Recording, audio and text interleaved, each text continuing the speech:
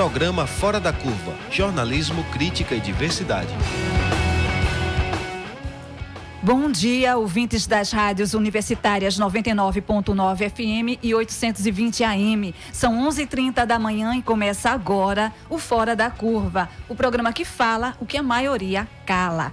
Eu sou a Manina Guiar e estarei com vocês todas as terças-feiras, sempre das 11h30 ao 12h10. O nosso programa Fora da Curva vai ao ar de segunda a sexta, aqui na sua Universitária FM, com retransmissão pela Universitária AM. Você também pode acompanhar ao vivo pelo facebook.com/programa Fora da Curva, pela página da Marco Zero Conteúdo e pelo Facebook /Universitária 99.9. Nosso programa será retransmitido aqui pela nossa rádio pública às 9h da noite de hoje. E a gente já aproveita para dizer que esse mesmo programa estará sendo reprisado na próxima terça-feira, ok? Bom, uma pesquisa do Departamento Intersindical Estatísticas e Estudos Socioeconômicos, DIEESE, revela que o custo da cesta básica, composta por alimentos essenciais, aumentou em 20 capitais brasileiras em janeiro. Foram registradas altas mais expressivas em João Pessoa, 11,91%, Brasília, 9,67%, Natal, 8,85%, Vitória, 8,45% e Recife, 7,32%. Goiânia, com 0,42% e Manaus, com 2,59%, anotaram as menores taxas. O estudo também demonstrou que o salário mínimo ideal para uma família de 4 pessoas deveria ser de R$ 3.752,65, equivalente a 3,93 vezes o mínimo atual de R$ 954. Lembrando que era para ser 964, R$10 foram tirados pelo governo federal, né? Bom, já o Índice Nacional de Preços ao Consumidor Amplo, IPCA, divulgado pelo Instituto Brasileiro de Geografia e Estatística, o IBGE, em janeiro, apontou que a alta do preço da gasolina puxou a elevação de 1,10% nas despesas das famílias com transportes.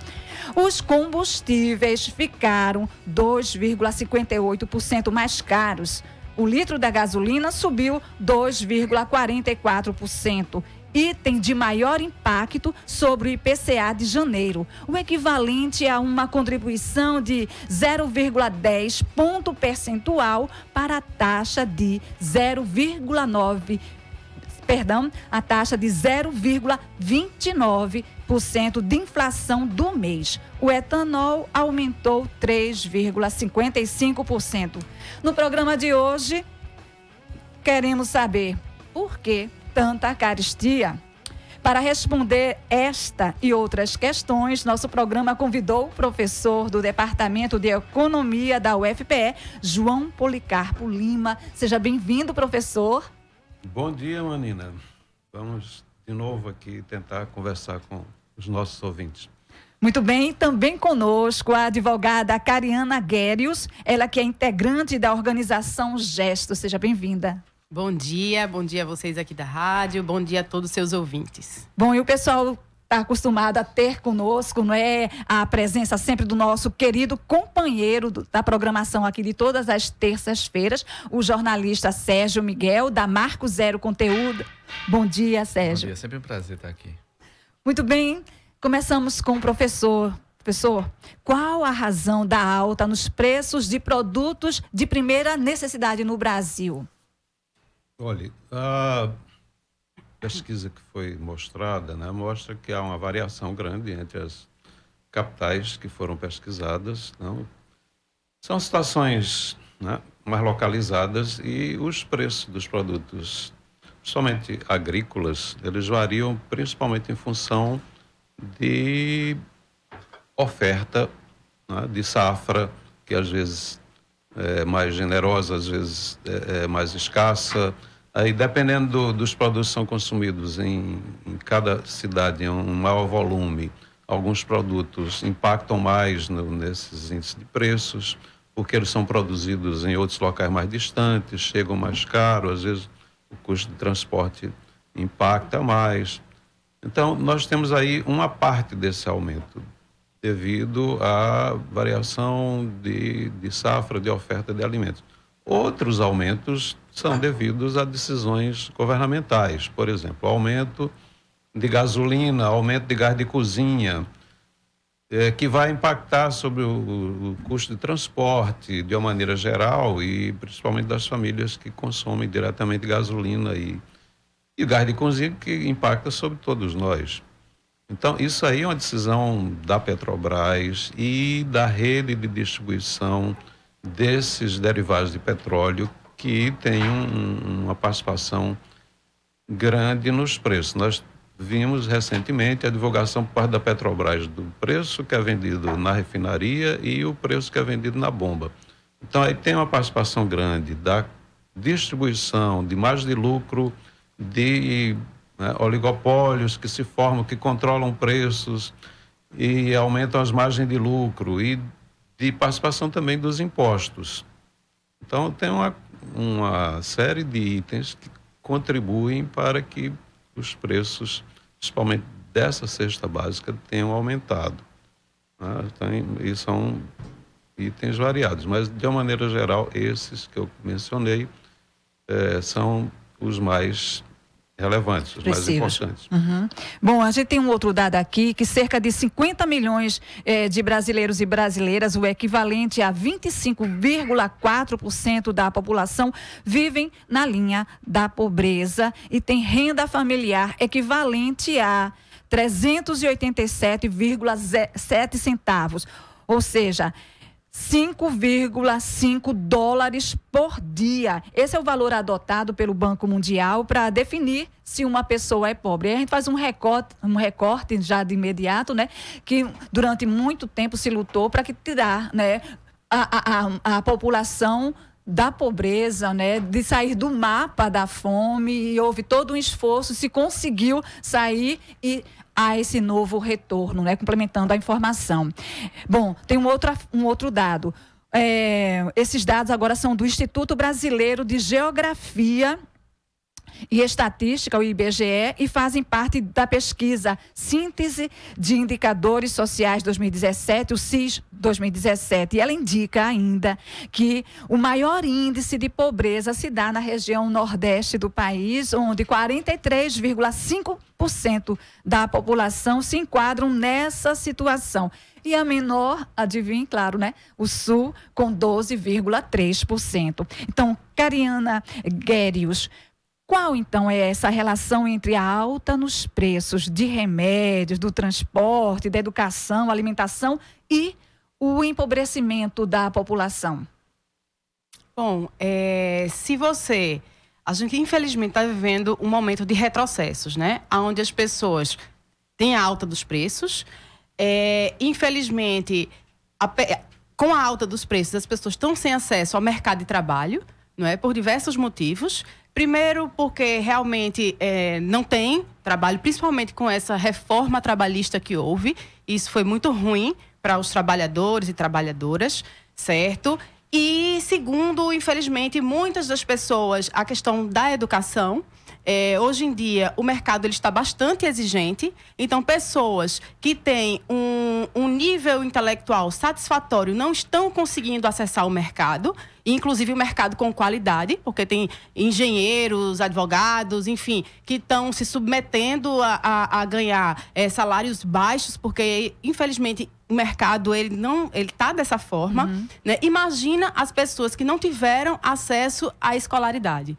Então, houve até uma pesquisa recente que colocou que a média tinha aumentado. Antes, o tempo do trabalhador ficar, né, sem acesso ao novo emprego estava girando em torno de 1 ano e 2 meses, e que subiu agora para 1 ano e 4 meses, né, que é justamente toda essa análise que você está fazendo da dificuldade de conseguir acesso ao trabalho para ter uma renda. Exatamente. E aí tá tudo muito mais difícil, porque com o aumento de passagem de ônibus, com o aumento do transporte, com o aumento da gasolina, com o aumento do gás que a gente estava conversando, a população sem acesso a nenhuma fonte de renda, o que é que isso gera? Inclusive, na Gestos, a gente atualmente, alguns anos atrás, eu digo de 3 anos atrás, a gente distribuía poucas cestas básicas, né?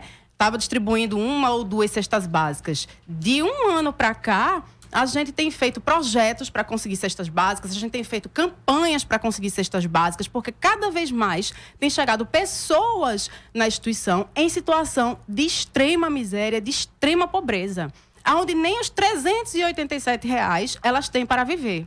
Né? E com os retrocessos que a gente está vendo, né? Principalmente também não foi aprovada ainda a legislação, a reforma previdenciária. Espero que não seja, né? Mas nos bastidores tenhamos muito cuidado, porque ela não está esquecida nem adormecida, não. Ela está sendo acalentada pelo governo federal, né? Isso, mas infelizmente, apesar de não haver reforma, a gente sabe que revisões estão acontecendo. Então, pessoas que tinham suas aposentadorias por invalidez, pessoas que tinham suas pensões, né, por morte, por serem filhos maiores inválidos ou filhas, pessoas que têm os seus benefícios da prestação continuada, elas estão perdendo esses benefícios, né? Estão perdendo esses benefícios. O Ministério da Previdência, ele não tem nenhuma articulação com o Ministério do Trabalho, porque haveria necessidade dessa articulação. Sim. Então, as pessoas são liberadas para o mercado, não é? Sem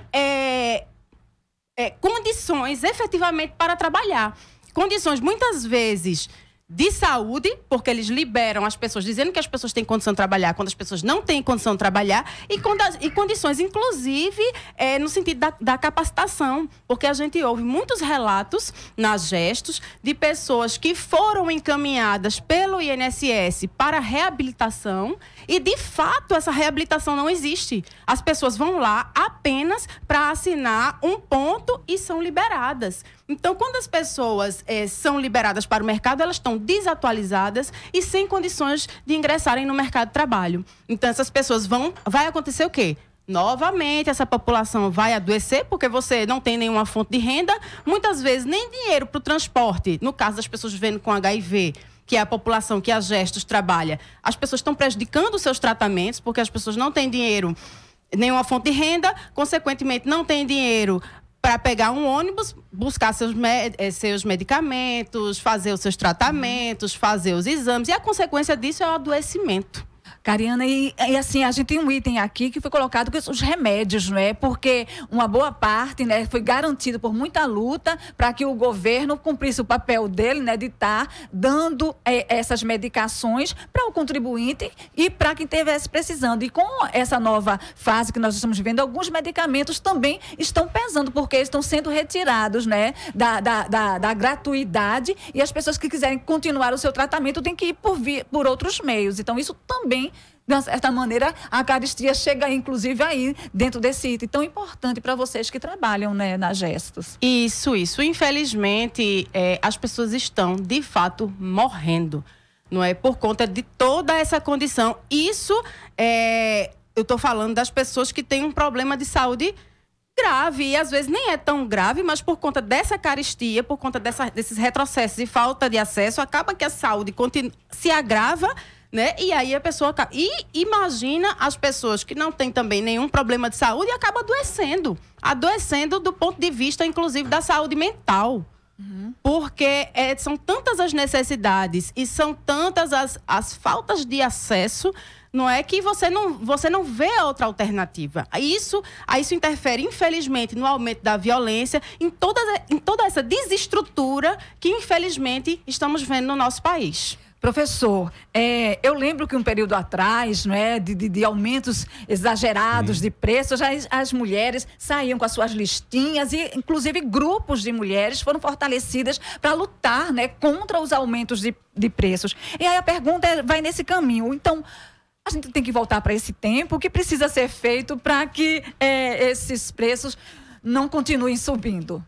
Veja, a mobilização da população é extremamente importante para alguns preços, né, para conter alguns aumentos de preços, principalmente os preços que a gente chama de preços administrados, que são preços onde o setor público, né, contribui para a sua formação. Então, o preço dos transportes, o preço do gás de cozinha, dos combustíveis, quer dizer, outros preços de energia elétrica, onde também há uma participação possível dos órgãos governamentais, quer dizer, são preços onde a pressão popular pode ser importante para contribuir para que eles sejam contidos, que sejam fixados em padrões ou patamares acessíveis à maior parte da população.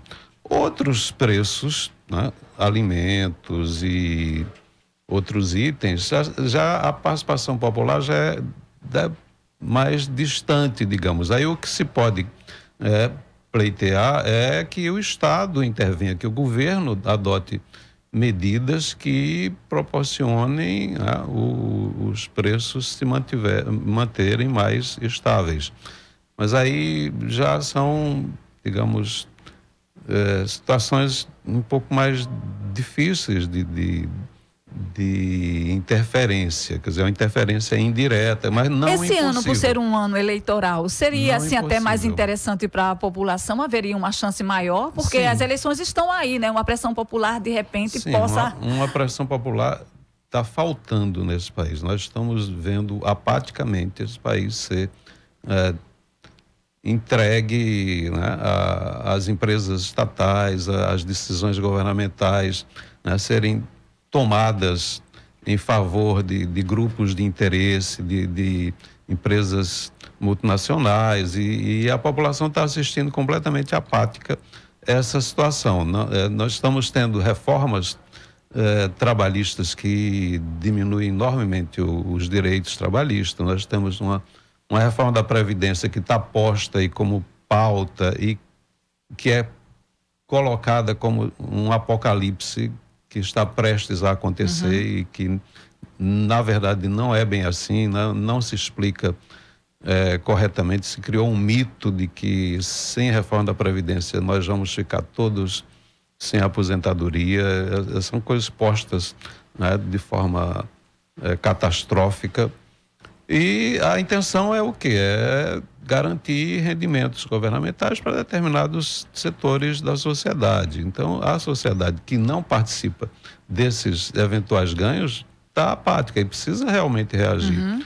Isso é uma coisa fundamental. Hoje precisamos... E o ano de eleição, principalmente, porque ano de eleição é onde as candidaturas são postas e onde a sociedade vai escolher os seus dirigentes. Então, é estratégico que isso ocorra, principalmente nesse ano de eleição.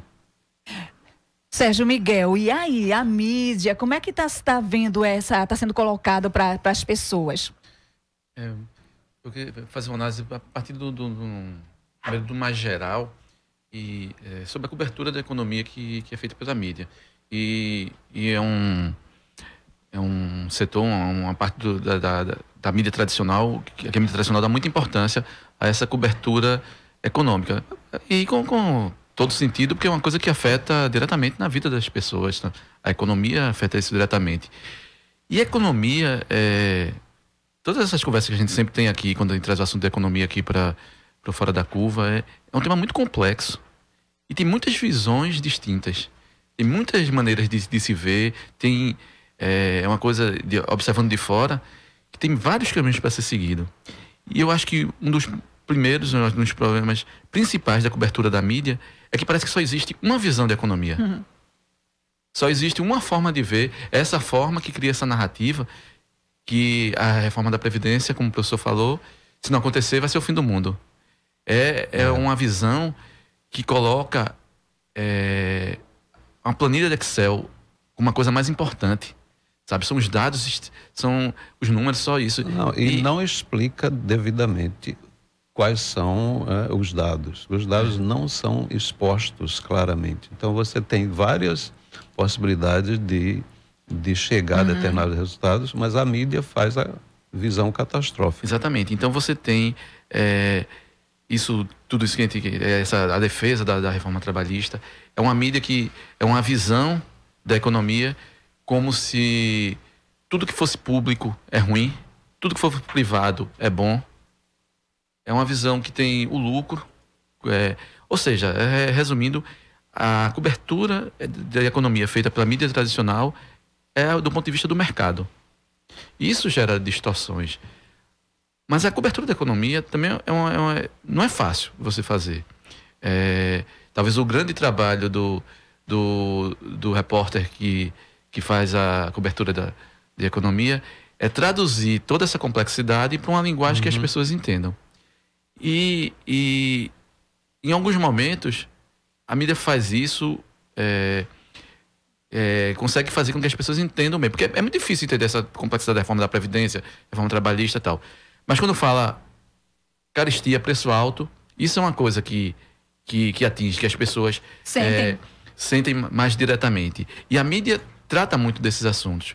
E é aí também que que fica mais visível, talvez, como é manipulado e como as ênfases são dadas de forma diferente, como os contextos são esquecidos.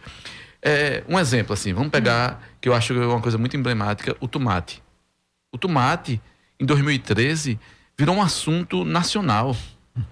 O tomate, Ana Maria Braga foi apresentar o programa com um colar de tomate dizendo que tinha uma joia.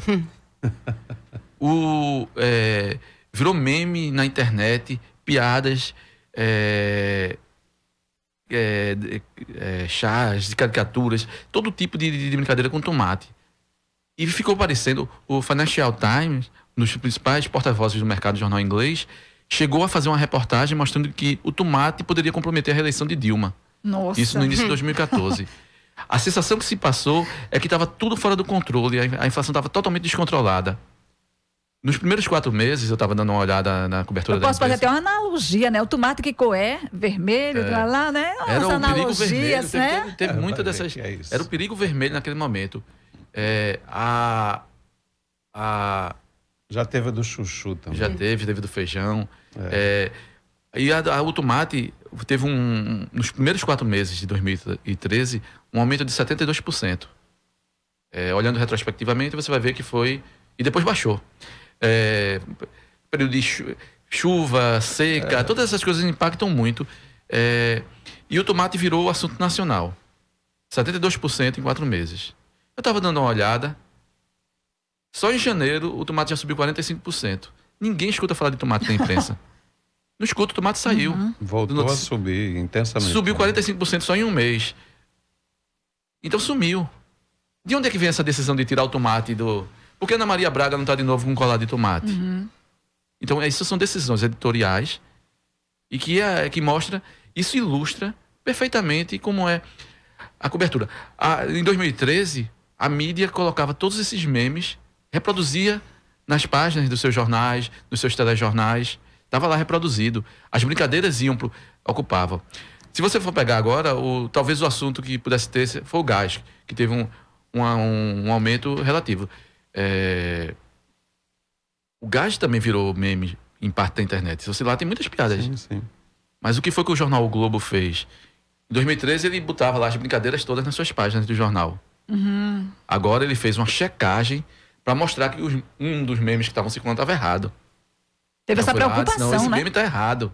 Vai lá. Então você veja como o tratamento é feito de forma diferenciada. E eu até peguei esse meme que ele checou e fui rechecar também. Entrei na ANP, no site, fui acompanhar o preço do gás e tirando uma variação de centavos ali, o meme está certo.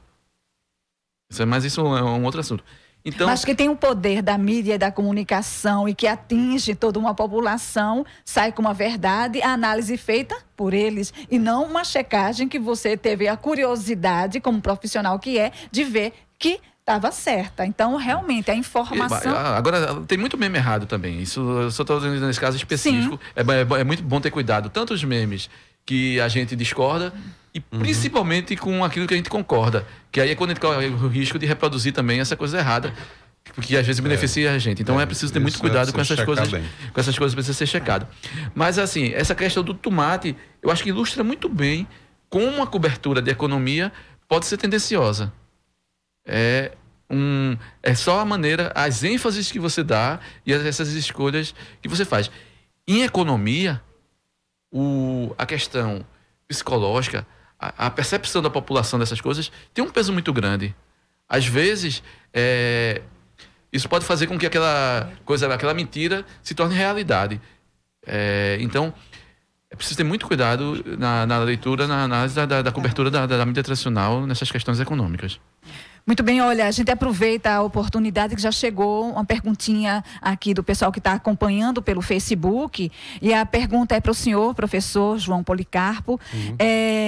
O investimento no serviço público, com mais recursos públicos, por exemplo, poderia melhorar a situação do desemprego e a renda per capita? Sim, essa é uma das alternativas que as economias capitalistas dispõem para regular o ciclo econômico. Na medida que a economia está em recessão, não consegue crescer, é preciso que o Estado tenha um papel mais ativo. E esse papel mais ativo pode ser feito pelo investimento em infraestrutura econômica, infraestrutura social, em serviços de utilidade pública de uma maneira geral.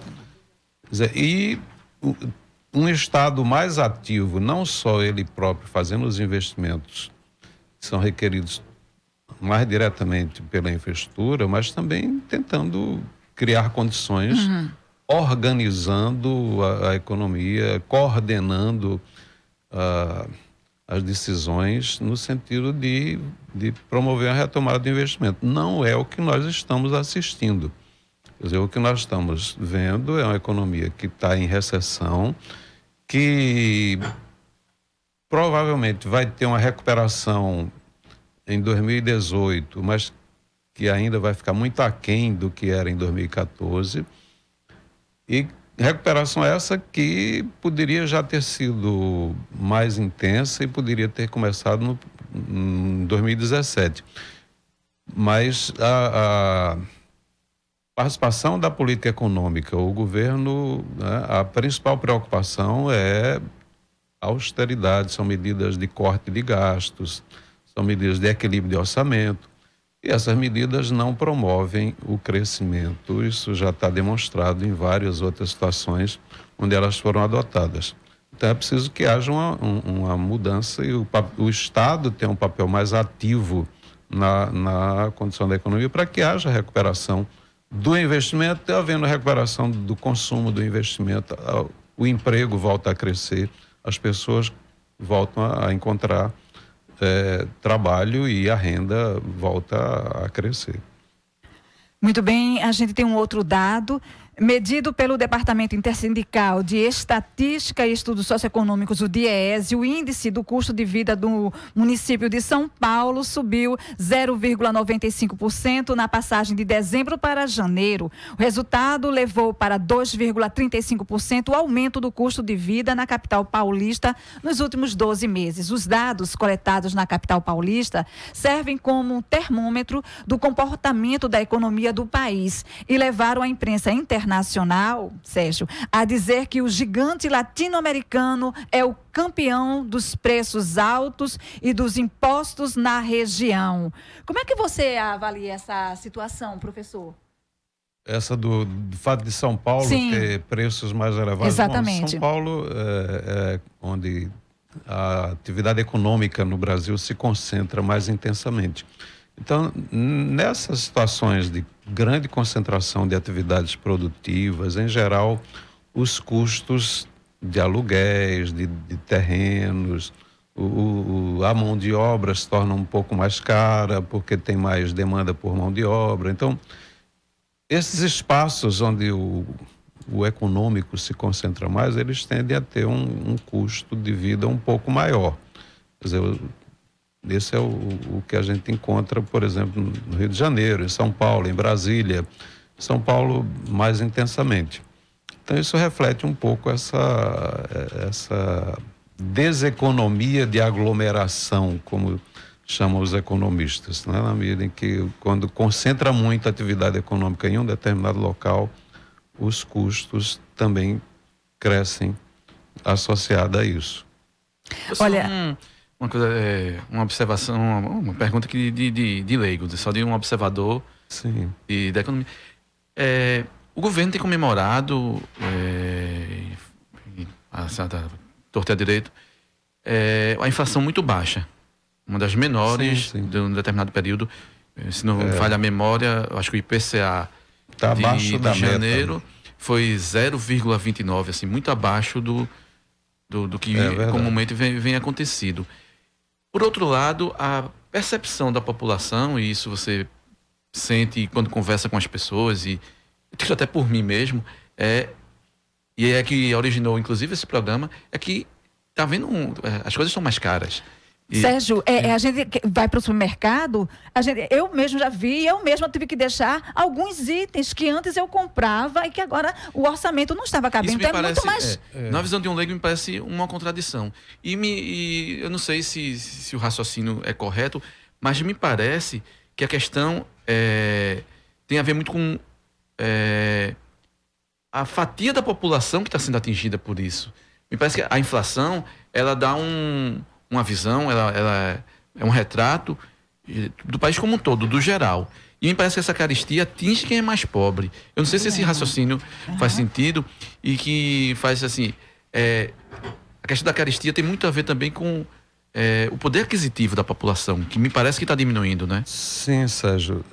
A inflação, na verdade, é uma média de comportamento de preços. Então, entram milhares de preços num índice, né, que variam uns para cima, outros para baixo. Tem vários produtos que sobem de preço e que a gente percebe quando vai tentar comprar. Outros que a gente raramente compra, nem percebe que subiu de preço. Só uma vez ou outra, quando você vai precisar comprar esse item, vai ver, subiu, olha, o preço era, há um ano atrás era X, agora é Y. Então, mas tem outros produtos que a gente percebe diariamente, aí compra com mais frequência. Esses produtos têm um peso maior no índice de inflação em geral. Então, alimento, aluguel, combustíveis, né? Esses itens que participam mais fortemente da cesta de consumo. Quando eles variam, a gente percebe mais. Agora, a inflação que está sendo divulgada e que é uma média do comportamento dos preços, que está abaixo de 3% ao ano, né? É uma inflação que passa essa visão, ou seja, que tem preços que estabilizaram, boa parte deles está subindo menos. Não significa que não estejam subindo o preço, porque tem vários preços que sobem e tem uns também que caem.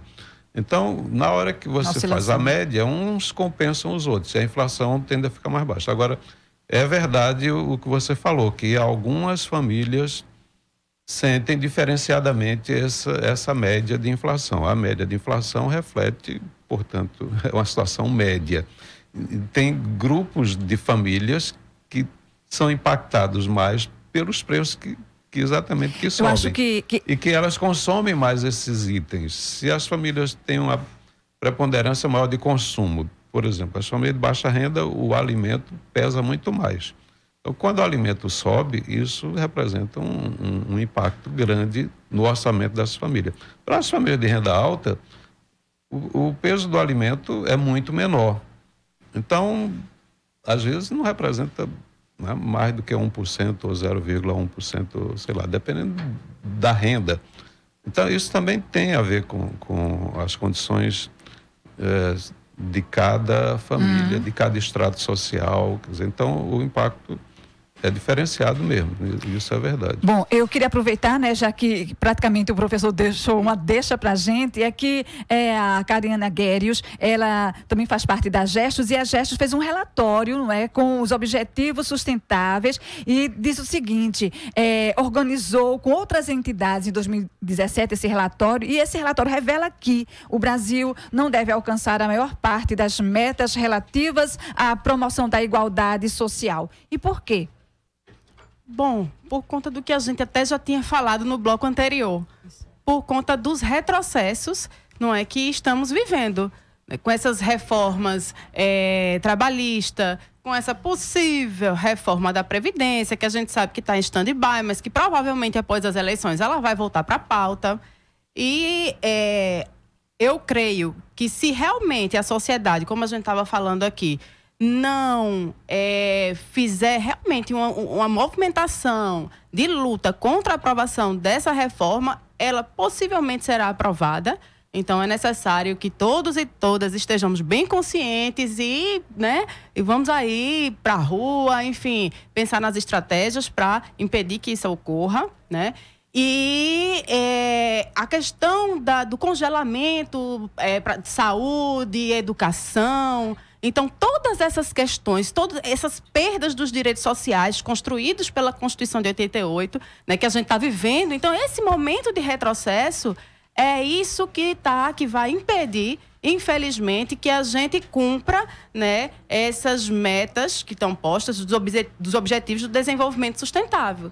Né? Então, a gente fez esse relatório Luz, não é? E onde a gente está discutindo algumas metas, porque são 17 metas, né? E a gente está discutindo algumas metas como a erradicação da pobreza, a fome zero e agricultura sustentável, a saúde e bem-estar, indústria, inovação, infraestrutura, vida na água, parcerias e meios de implementação. E a gente vê, né, principalmente com relação à questão da erradicação da pobreza, dessa questão da fome zero, que está também diretamente ligada à questão da erradicação da pobreza, que a gente, da forma como estamos, no caminho que estamos indo, não vamos conseguir cumprir essas metas. Bom, minha gente, infelizmente nós chegamos ao final, né, do nosso programa. A fala de Cariane nos deixa uma reflexão muito profunda enquanto cidadãos e cidadãs. Só uma questão, pois não. Manina. Inclusive, a situação é tão grave que o Estadão, no dia 26 agora, ontem, né, suspendeu a visita de um relator da ONU que iria examinar esses impactos, né, nesses cortes. Então, suspendeu sem data prevista para eles fazerem essa prestação de contas. Né? Então, isso é bem grave, né? E isso a gente tem que realmente publicizar para que todos saibam o que está acontecendo, para que todos tenham consciência, para que todos... A gente está no ano eleitoral, para que as pessoas pensem na hora de votar, porque, infelizmente, são eles e elas que nos representam lá. Então, vamos pesquisar a vida desse político, vamos ver quem realmente faz projetos de lei, quem realmente está a favor do povo, para evitar que a gente tenha o que está... para que aconteça o que está acontecendo nesse momento.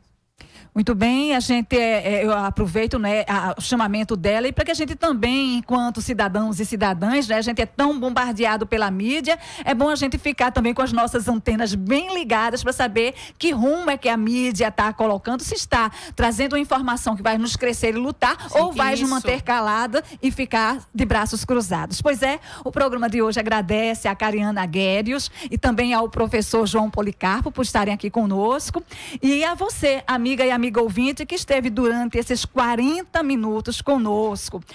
O programa de hoje teve a produção de Sérgio Miguel, do Marco Zero Conteúdo, e na coordenação Ana Veloso, ela que é professora do Departamento de Comunicação Social da UFPE. Na apresentação, Manina Aguiar, do Centro das Mulheres do Cabo. Nos trabalhos técnicos, Marco Antônio. E também no estúdios e nas redes sociais, a Carol Laranjeiras e a Natália Cruz. Amanhã, 28 de fevereiro, nós teremos reprise. Você fica com a apresentação de Paula Reis, com o tema... gentileza das meninas aí, eu perdi o tema aqui da coisa. E o nosso programa vai trabalhar com toda essa informação. E quero avisar, nós, na próxima terça-feira, vai ser feriado. Nós não vamos estarmos aqui, né? Mas esse programa vai estar sendo reprisado no mesmo horário e às 9 horas da noite de hoje pela nossa rádio pública. Muito bem? Que cidade queremos? Amanhã com Paula Reis no Fora da Curva. Imperdível. Nosso programa vai ficando por aqui. É o Fora da Curva. Seu programa de jornalismo, crítica e diversidade. Aqui a gente fala o que a maioria cala. Obrigada, boa tarde.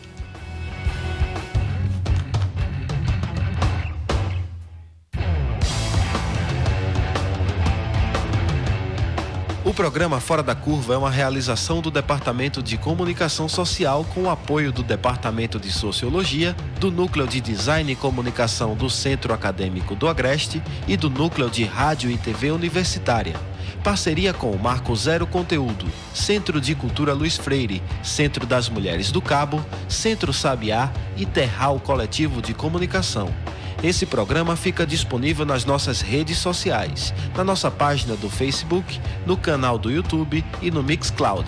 A música tema do nosso programa foi composta pela banda Diablo Motor. Programa Fora da Curva. A gente fala o que a maioria cala.